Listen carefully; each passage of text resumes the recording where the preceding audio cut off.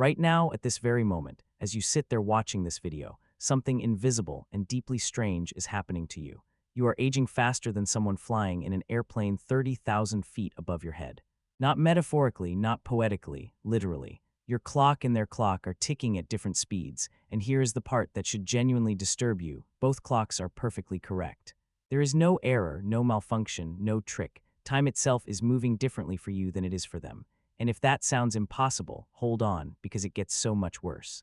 If you could somehow stand on the surface of a neutron star, where gravity is billions of times stronger than Earth, one single second for you would be hours for everyone else back home.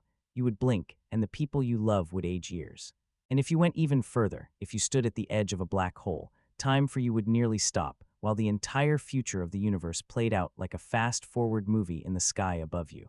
Stars would be born and die in what feels to you like an afternoon.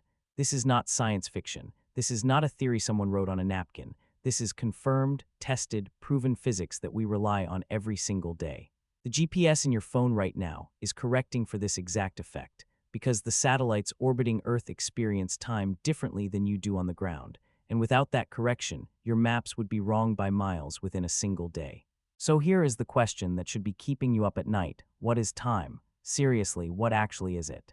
You feel it passing every single moment of your life. You watch it steal your youth. You never seem to have enough of it. You build your entire existence around it.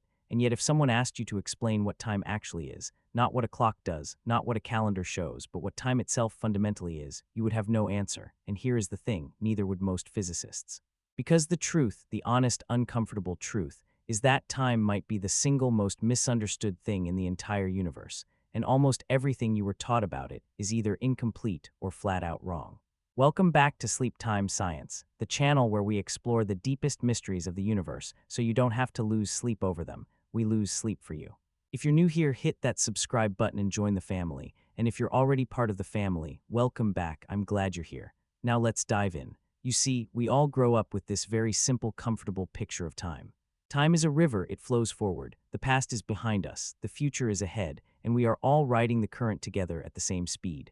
1 second for you is 1 second for me is 1 second for every human, animal, atom, and star in the cosmos. That is what feels true, that is what seems obvious, and for most of human history nobody questioned it.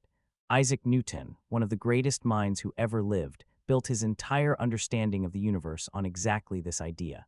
He called it absolute time, a universal clock ticking away in the background of reality, steady, unchanging, the same everywhere and for everyone, from the smallest grain of sand to the largest galaxy. And for over 200 years, nobody could prove him wrong. His physics worked, his equations predicted the motion of planets, the trajectories of cannonballs, the rhythm of tides, everything lined up beautifully. Time was simple, time was reliable, time was solved, or so everyone thought. But then, in 1905, a 26-year-old patent clerk in Switzerland named Albert Einstein published a paper that quietly and completely demolished this entire picture of reality. What Einstein showed was something so radical, so counterintuitive, that even many scientists at the time refused to believe it. He proved that time is not absolute, time is not universal, time is not the same for everyone. Time bends, time stretches, time warps, and time runs at different speeds depending on how fast you're moving and how much gravity you are experiencing.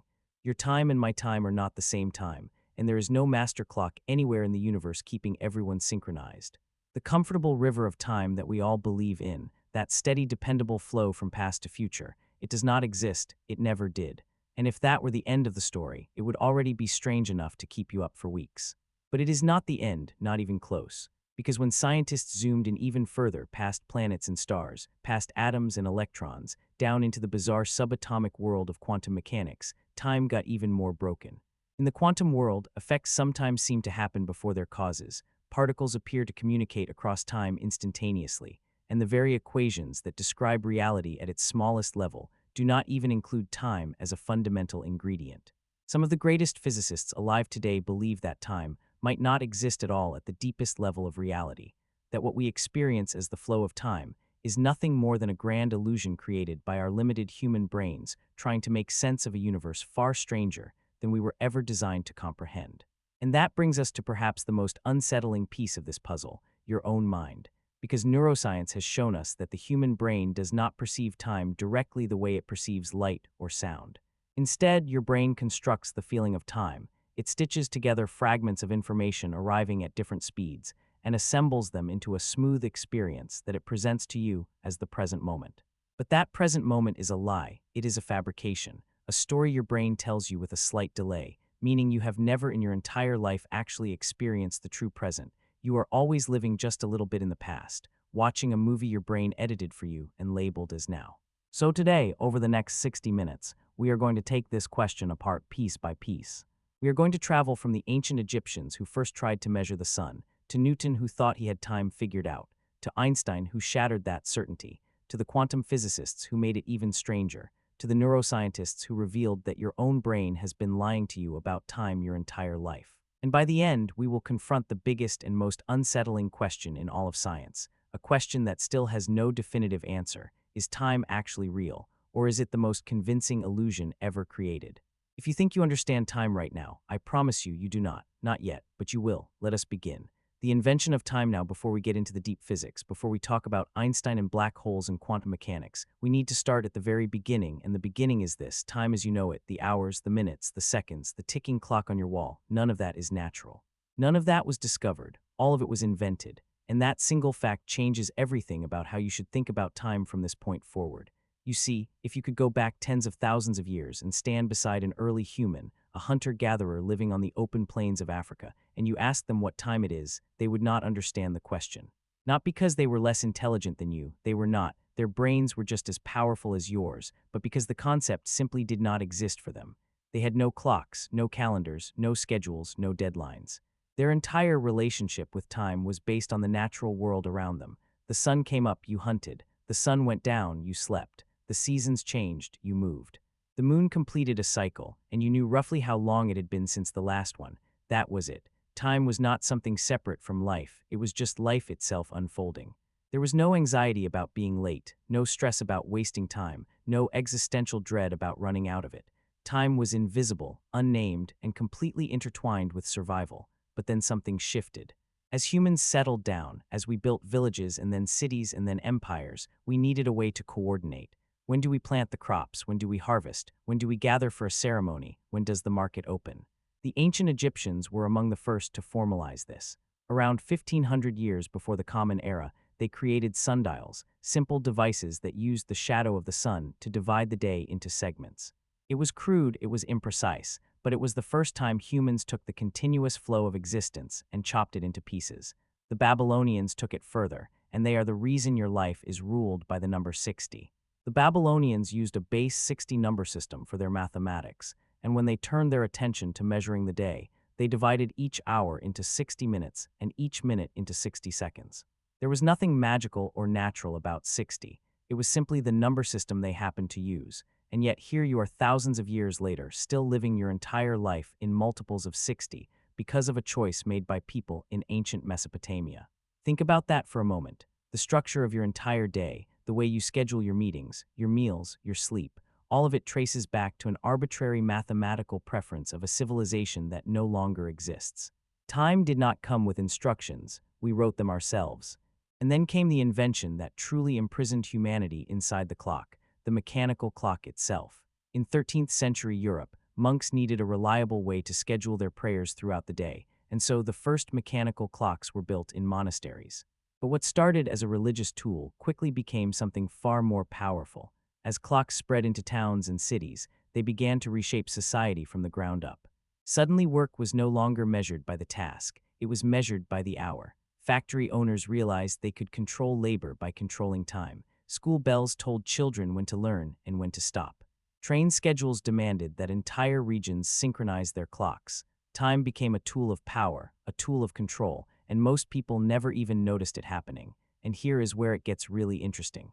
Before the 1880s, there were no standardized time zones anywhere in the world. Every city, every town, kept its own local time based on when the sun was directly overhead. Noon in New York was not the same as noon in Philadelphia, which was not the same as noon in Boston.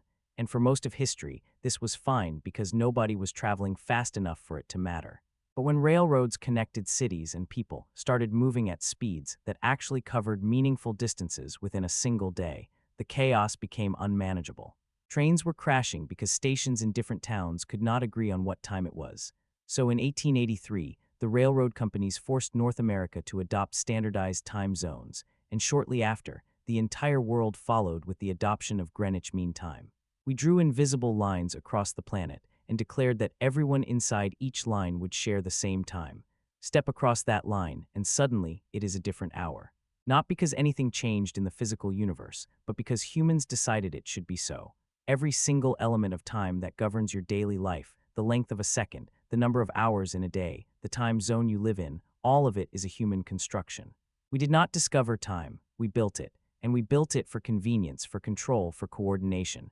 But here is the crucial question. Underneath all of that human machinery, underneath the clocks and calendars and time zones, is there something real? Is there an actual fabric of time woven into the universe itself? For the answer to that, we need to leave the human world behind and enter the world of physics. And that story begins with a man named Isaac Newton. Newton's absolute time. Isaac Newton was born in England in 1642, and by the time he was finished thinking, he had fundamentally changed humanity's understanding of the universe. His laws of motion, his theory of gravity, his invention of calculus, all of it was built on one quiet but enormous assumption: that time is absolute. Newton believed, and he stated this very clearly in his most famous work, that time flows equally and uniformly throughout the entire universe without any relation to anything external. In Newton's picture, imagine a giant invisible clock hanging somewhere outside the universe, ticking away steadily, and every single thing in existence, every planet, every person, every particle, is synchronized to that one clock. A second on Earth is exactly the same as a second on Mars, a second near a star, a second in the emptiest void of deep space.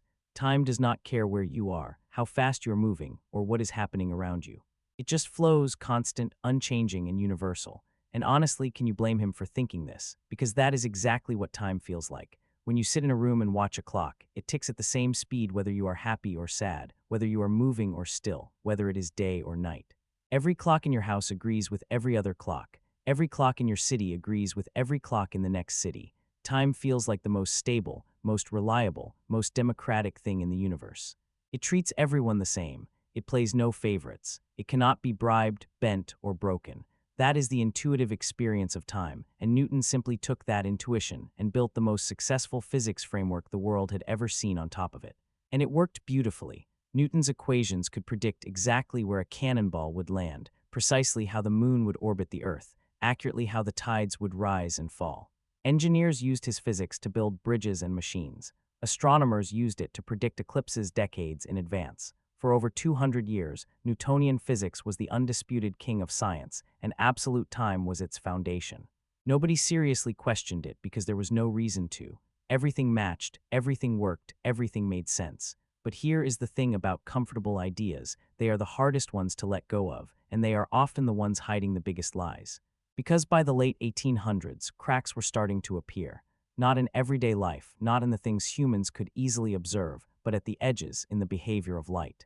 You see, scientists had long known that light travels at a specific speed, roughly 300,000 kilometers per second, but they assumed that this speed would change depending on how you were moving relative to the light, just like everything else in Newton's world. If you are standing still and a car drives past you at 60 miles per hour, you measure its speed as 60. But if you are driving at 30 in the same direction, you would measure the car's speed as only 30 relative to you. That is basic Newtonian physics, and everyone assumed light would behave the same way. So in 1887, two American physicists named Albert Michelson and Edward Morley designed a brilliant experiment to measure exactly how Earth's motion through space affected the speed of light. The Earth is orbiting the Sun at about 30 kilometers per second, so light traveling in the direction of Earth's motion should appear slightly slower, and light traveling against it should appear slightly faster. The experiment was precise, the setup was elegant, and the result was shocking. Nothing, no difference at all. No matter which direction they measured, no matter how the Earth was moving, the speed of light was exactly the same. This made absolutely no sense under Newton's physics. It was as if you were driving at 60 miles per hour, and a car next to you was also going 60, but when you measured its speed relative to you, instead of getting 0, you still got 60. Impossible, absurd, and yet that is exactly what light was doing. This result haunted physicists for nearly 2 decades. They tried to explain it away. They invented complicated theories involving invisible substances called ether that supposedly filled all of space, but nothing worked. The speed of light stubbornly refused to obey Newton's rules. And then, in 1905, a young patent clerk in Bern, Switzerland, a man who had been rejected from academic jobs and was working a boring desk position reviewing patent applications, published a paper that would change the course of human history.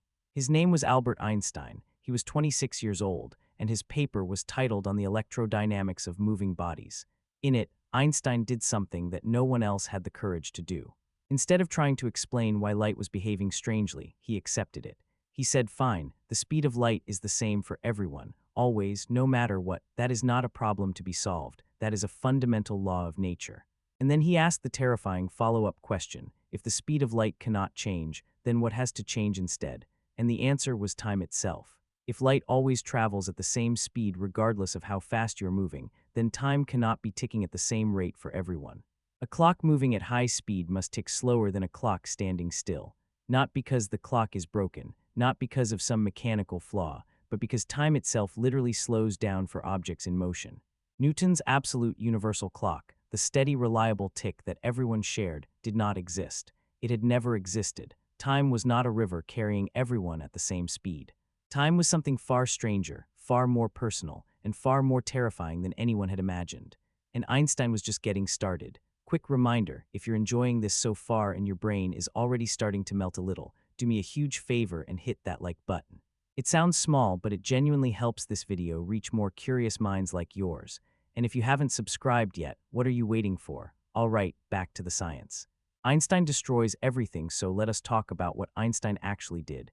Because it is one thing to say he changed our understanding of time, and it is another thing entirely to feel the full weight of what that means. In 1905, when Einstein published his special theory of relativity, he did not just tweak Newton's picture. He did not adjust a few numbers or add a small correction. He ripped the entire foundation out from under 200 years of physics and replaced it with something that still makes people uncomfortable over a century later. Here is the core of it, stripped down to its simplest form. Einstein said that the speed of light is the ultimate speed limit of the universe. Nothing can travel faster, and that speed is exactly the same for every observer regardless of how they are moving. That sounds innocent enough, almost boring even, but the consequences are anything but boring. This is called time dilation, and it means exactly what it sounds like. Time itself dilates, it stretches, it runs at different rates for different people depending on their velocity. If you're standing still on Earth and your friend climbs into a spaceship and takes off at 90% the speed of light, something extraordinary happens. From your perspective on Earth, you watch your friend's clock ticking slower than yours. Their seconds are longer than your seconds. Their heartbeat is slower, their thoughts take longer, their entire experience of time is stretched out like taffy being pulled. And from their perspective inside the ship, everything feels perfectly normal. Their clock ticks normally, their heart beats normally, but when they look back at you through a telescope, they see your clock racing ahead. You are aging faster than them. Both of you are right. Neither clock is broken. Time itself is genuinely passing at different rates for each of you, and there is no universal referee to say whose time is the real time. Now this leads to one of the most famous thought experiments in all of physics, the twin paradox.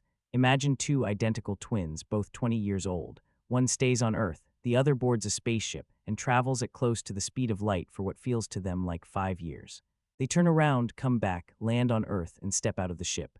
They are 25 years old, but their twin who stayed behind is now 50. 30 years have passed on Earth while only 5 passed on the ship. They are no longer the same age. They will never be the same age again. One twin has lived decades more than the other, experienced decades more, aged decades more, and there is nothing strange or broken about this. It is simply how time works when velocity is involved.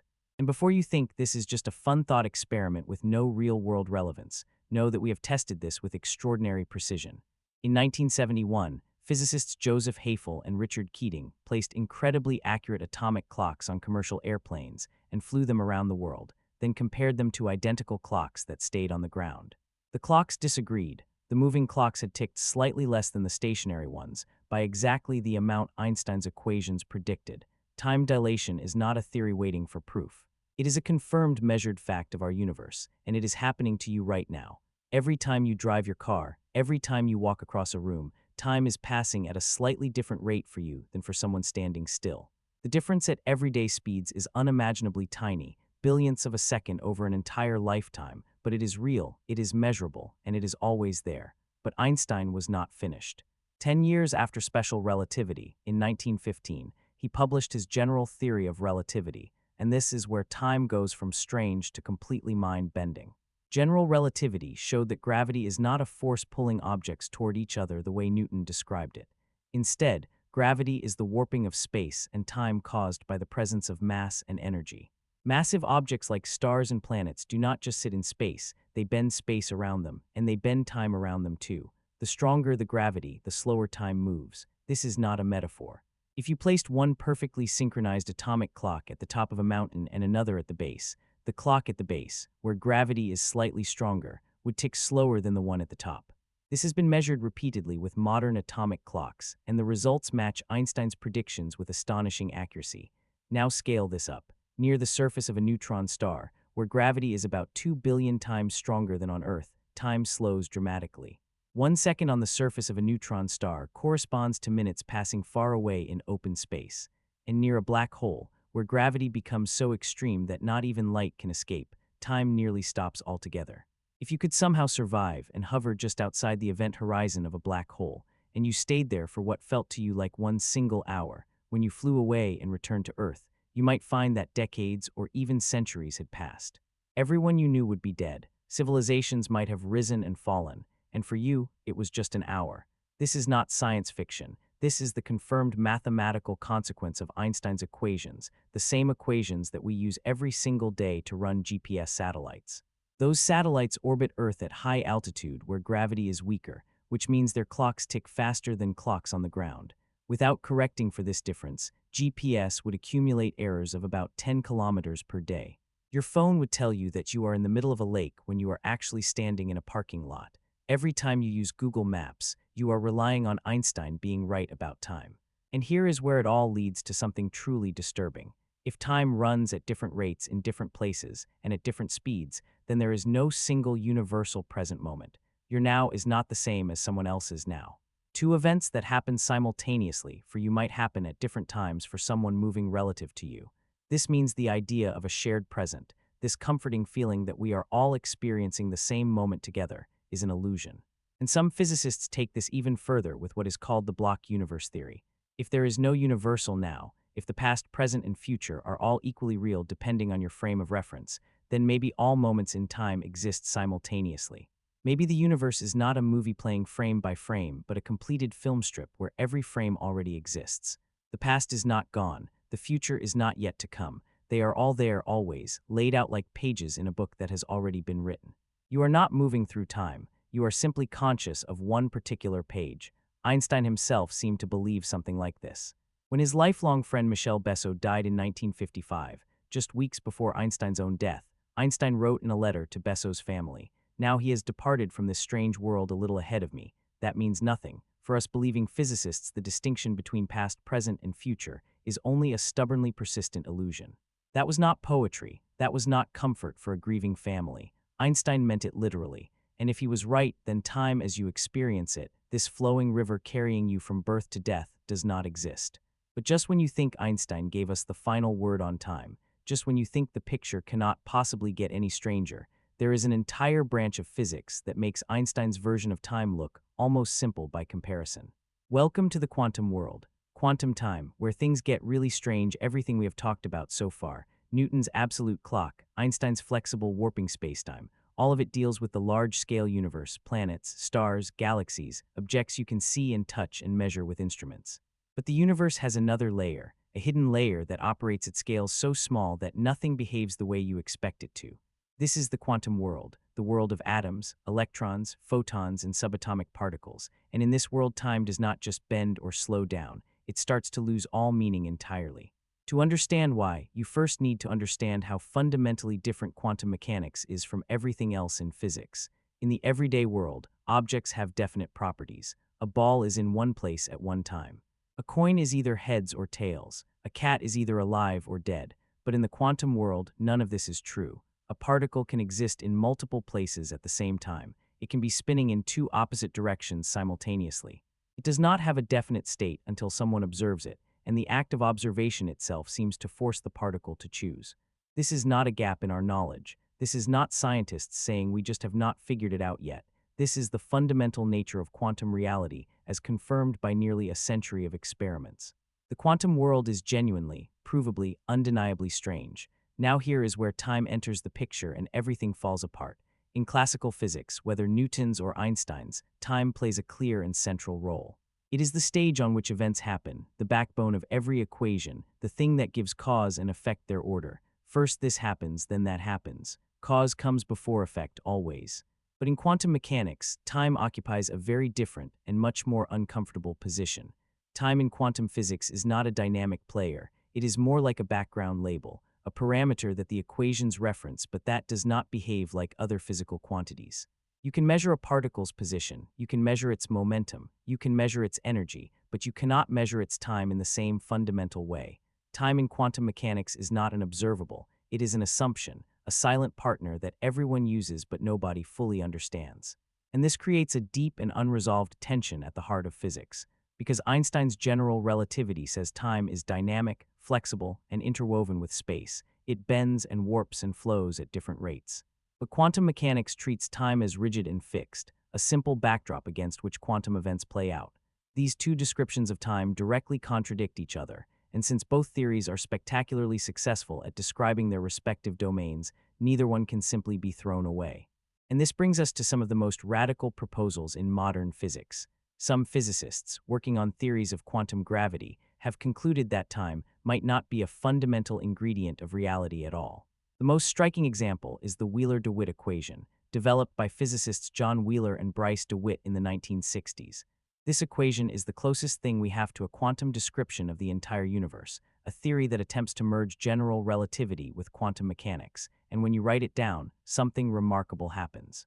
Time vanishes. The equation contains no time variable whatsoever. It describes a universe that simply is, with no before, no after, no flow, no change. According to this equation, time is not a feature of the deep structure of reality. It is something that emerges at larger scales, something approximate, something superficial. The Italian physicist Carlo Rovelli, one of the leading thinkers in quantum gravity, has argued this case passionately. Rovelli says that at the most fundamental level, the universe is a network of events related to one another, and the sensation of time flowing is a kind of illusion generated by our perspective within that network. He compares it to temperature. Individual molecules do not have a temperature. Temperature only emerges when you zoom out and look at large collections of molecules. In the same way, individual quantum events do not have a time. Time only emerges when you zoom out and look at the large-scale patterns of the universe. If this is correct, and many serious physicists believe it might be, then time is not the river we ride from birth to death.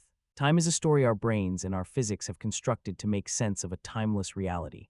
And speaking of brains, that is exactly where we need to go next, because if physics cannot agree on what time is, perhaps the answer lies not in the universe out there, but in the 3 pounds of tissue sitting inside your skull.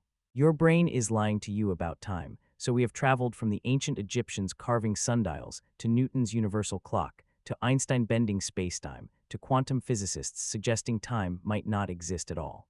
And now we arrive at perhaps the most personal and most unsettling chapter of this entire journey, because now we are not talking about distant black holes or invisible subatomic particles.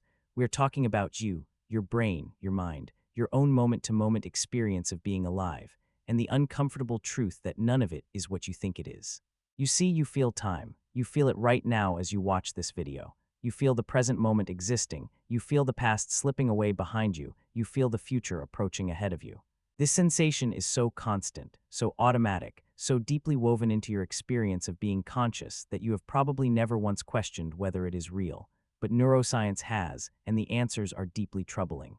Because your brain does not perceive time the way it perceives light or sound or touch. There is no time organ inside your head, no single clock ticking away in your skull giving you an accurate readout of reality. Instead, your brain constructs the experience of time from scratch, using multiple different systems working together in ways that are shockingly imprecise and easily fooled. Your cerebellum handles timing at the scale of milliseconds, the kind of precision you need to catch a ball or play a musical instrument.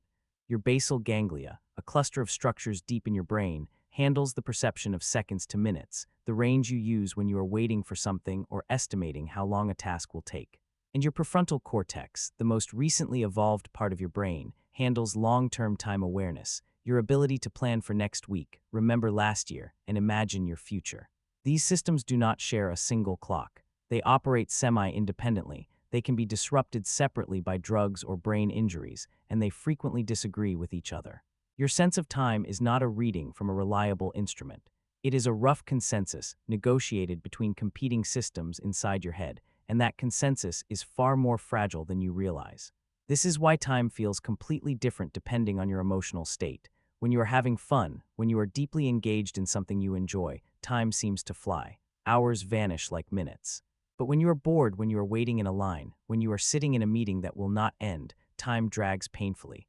Every minute feels like 10. This is not just a figure of speech. It is a measurable neurological phenomenon. When your brain is engaged and stimulated, it encodes fewer distinct memories per unit of time because it is running efficiently, and fewer memories make the period feel shorter in retrospect.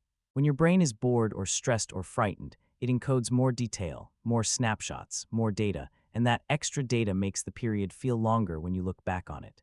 This is also why time seems to speed up as you age, and this one is particularly cruel. When you are 5 years old, 1 year is 20% of your entire life. It is filled with new experiences, new faces, new places, everything is novel, and your brain is encoding enormous amounts of data. That year feels like an eternity. But when you are 50, 1 year is just 2% of your life. Most of your experiences are repetitive. Your brain is running on autopilot, encoding very little new information, and that year vanishes almost before you notice it happened. You are not imagining this. Your childhood really did feel longer than your adulthood, not because time moved differently, but because your brain was recording differently. And it gets even stranger than that. Your brain does not even show you the present moment accurately. Every piece of sensory information that reaches your brain takes time to travel and time to process. Light hitting your eyes takes about 50 milliseconds to be processed into a visual image. Sound entering your ears takes a different amount of time to be processed. Touch signals from your fingertips take yet another amount of time, depending on how far they have to travel through your nervous system. All of these signals arrive at your brain at different times, and yet you experience them as happening simultaneously. How? Because your brain waits. It collects all the incoming signals, holds them in a brief buffer, synchronizes them, edits them into a coherent package, and then presents that package to your conscious mind as the present moment.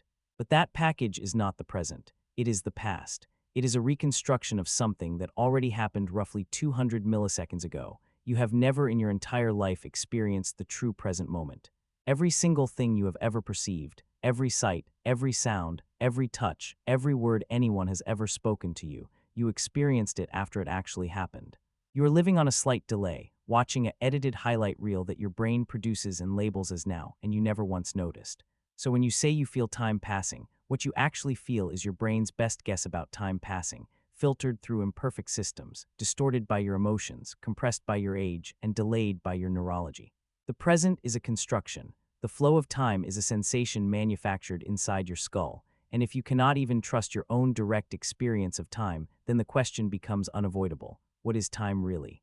Is it anything at all? That is the question we have been building toward this entire video, and it is finally time to face it head on. Is time even real? The big debate. We have now seen time from every angle. We have watched humans invent it, watched Newton declare it absolute, watched Einstein bend and warp it, watched quantum physics erase it from its deepest equations, and watched neuroscience reveal that your brain fabricates your experience of it from moment to moment. So now we stand at the edge of the biggest question in all of science, a question that has haunted philosophers for thousands of years and physicists for over a century: is time real? And the honest answer is that the greatest minds alive today cannot agree. There are essentially three positions, and each one has serious heavyweight thinkers behind it, and each one leads to a completely different picture of what it means to exist. The first position says yes, time is absolutely real. It is as fundamental to the universe as space and energy and matter, and here is the strongest argument in its favor: entropy. The second law of thermodynamics states that the entropy of a closed system, its disorder, its randomness, always increases over time. An egg falls off a table and shatters into 1,000 pieces, but 1,000 pieces never spontaneously reassemble into an egg. A cup of hot coffee left on a counter slowly cools to room temperature, but a room temperature cup of coffee never spontaneously heats itself back up. Ice melts, iron rusts, buildings crumble, people age. Everything in the universe moves from order to disorder, from structure to chaos, and this process only goes in one direction. This is the arrow of time, and it is one of the most ironclad laws in all of physics. If time were not real, if there were no genuine difference between past and future, then why does entropy always increase? Why does the universe have a preferred direction? Why do eggs break but never unbreak? Defenders of real time argue that this directionality is evidence that time is a genuine feature of reality, not an illusion, not an approximation, but something fundamental and non-negotiable as the laws of physics themselves. Cause and effect require a real flow of time. But the second position pushes back hard and says no, time is not real, it is an illusion, and perhaps the most compelling version of this argument comes from the equations themselves. Remember the Wheeler-DeWitt equation we discussed earlier, the closest thing physics has to a quantum description of the entire universe. That equation has no time variable, 0. The most fundamental equation we can write about reality describes a universe in which time simply does not appear. Carlo Rovelli argues that what we call time is nothing more than a reflection of our ignorance. If you could see every single particle in the universe and know every single interaction between them, you would not need the concept of time at all. Time is a shortcut, a simplification, a story we tell ourselves because we cannot see the full picture. And the block universe theory supports this beautifully. If Einstein's relativity is correct, and all evidence says it is, then there is no universal present moment, which means the past and the future are just as real as the present. They are not gone and not yet to come. They exist, right now, in the same way that a city you are not currently visiting still exists even though you cannot see it. The universe is not happening. It has already happened, all of it, every moment from the Big Bang to the heat death of the cosmos, laid out like a vast four-dimensional sculpture that simply is. You are not moving through it. Your consciousness is illuminating one slice of it at a time and calling that slice now, but that is a feature of your mind, not a feature of reality. And then there is the third position, the one that is quietly gaining the most ground among physicists working at the frontier, and it says something subtler than either yes or no. It says time is emergent. Time is not fundamental. It is not written into the deepest laws of reality, but it is also not fake. It is not a mere hallucination. Time is something that arises, that emerges, from deeper timeless processes, in the same way that temperature emerges from the motion of molecules. A single molecule does not have a temperature. Temperature is a property that only appears when you have billions of molecules interacting together. Similarly, a single quantum event does not have a time. Time is a property that only appears when you zoom out and look at the large-scale behavior of the universe. At the most fundamental level, reality might be timeless, a vast network of quantum relationships and interactions with no before or after. But when those interactions reach a certain scale and complexity, the pattern we call time naturally emerges, not as the deepest truth, but as a real and reliable feature of the level of reality we inhabit. If this is correct, then time is both real and not real simultaneously. It is real at our scale, real enough to age us, to govern our lives, to dictate the fate of stars, but it is not a fundamental ingredient of the universe's recipe. It is something the recipe produces. This is the frontier. This is where physics stands right now, in early 2026, staring at a question it cannot yet fully answer. And that might be the most honest and the most beautiful thing about this entire story. The answer that changes everything, so here we are. You started this video 1 hour ago, or at least that is what your brain is telling you. But after everything we have been through together, you know that statement is far more complicated than it sounds. Because in the last 60 minutes, or whatever 60 minutes actually means, we have dismantled everything you thought you knew about time. We started with the uncomfortable truth that clocks, calendars, time zones, all of the machinery that governs your daily life, none of it was discovered. All of it was invented by humans for human purposes. We watched Newton build an entire picture of reality on the assumption that time is absolute and universal, a steady river carrying everyone at the same speed, and we watched that picture survive unchallenged for over 200 years. Then we watched Einstein take a match to the whole thing and burn it to the ground, proving that time bends, stretches, warps, and runs at different speeds depending on where you are and how fast you're moving, that your time and my time are not the same time and never have been.